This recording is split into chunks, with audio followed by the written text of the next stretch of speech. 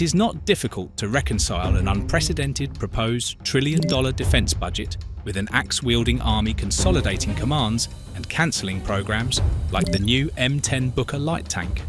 As the armed forces race to increase conventional deterrence, the Pentagon has lost patience with being weighed down by stuff that doesn't add to performance. The recent directive by Defence Secretary Pete Hegseth addressing transition and acquisition reform states that the President gave us a clear mission: achieve peace through strength. Reshaping is less about making the army a bill payer for the other services than making ground power relevant for the future and making pragmatic decisions on delivering more threatening combat power sooner rather than later. In particular, one area where the army clearly needs to play a greater role is homeland defence. The new strategy is not part of an effort to make America an isolationist power. On the contrary, protecting infrastructure and population centres turns America into a more powerful power projection platform, negating efforts to hold US targets hostage or interfere with the deployment of US forces and exercising American power. Defences are an important component of peace through strength. A strong offence-defence mix, the capacity to strike an enemy and protect your homeland, is the best posture for peace through strength. That means more demands for the army in support of space command, air and missile defence, counter-drones and cruise and hypersonic missiles, electronic warfare and cyberspace, as well as securing US borders and supporting missions overseas. This to-do list is more decisive and demanding than the guidance from the previous administration, which requires serious adjustments. Given these priorities, it is no surprise the M10 did not make the cut. The M10 is the poster child for burning posters. A decision to dump the Booker had little to do with an aversion to armour. After all, the Army just announced the pursuit of an upgrade to the M1 Abrams heavy tank. Not to mention Stryker and Bradelys are performing well. What has made the M10 the biggest loser is that the longer the project has been around, the less light the light tank has become, as well as slipping in cost, schedule and performance. Serious buzzkill for the new Pentagon leadership. In practice, the pursuit of a powerful and practical light tank has always been a bit of a search for the fountain of youth. For starters, there is always the old F=sign problem. Armour's real value comes from mobility, lethality, and the capacity to take a hit and not be flicked off the road like a fly from a picnic table. Of course, the US Army still needs light forces, just as the armed forces could use niche capabilities for all kinds of land fights.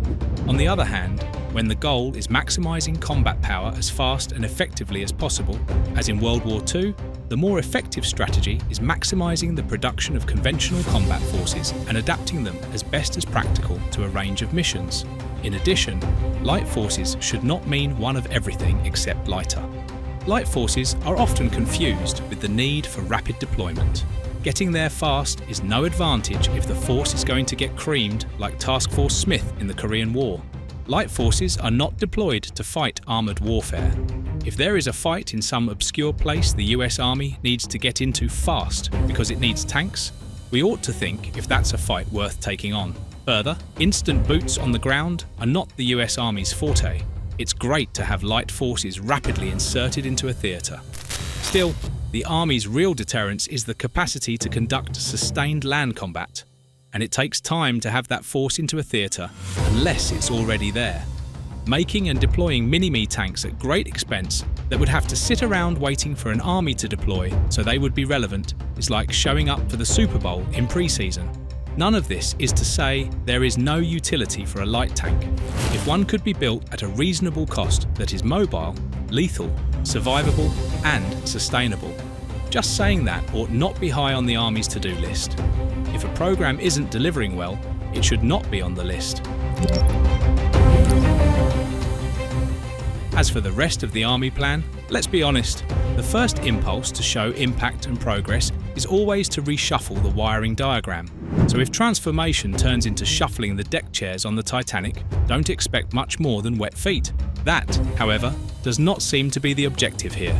I am directing the Secretary of the Army, Hegseth wrote, to implement a comprehensive transformation strategy, streamline its force structure, eliminate wasteful spending, reform the acquisition process, modernise inefficient defence contracts, and overcome parochial interests to rebuild our army, restore the warrior ethos, and re-establish deterrence.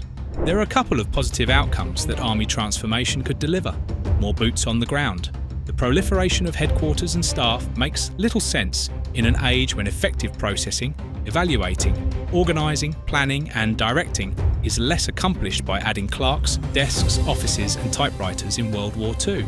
Overhead is a resource suck. We have had 30 years of transformational technology for overseeing massive operations and institutions. That's not reflected in the current Army command structure.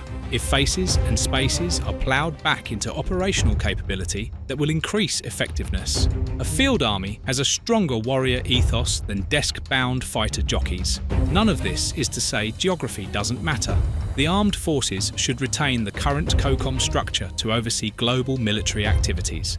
There is too much ground and too many time zones for a lesser organisational structure to effectively cover. On the other hand, the generating institutional structures that man, equip, train and deploy forces are fair game. Eliminate fraud, waste and abuse. The bigger bureaucracies get, the more transparency of their activities declines, and the less clear lines of authority and responsibility are visible.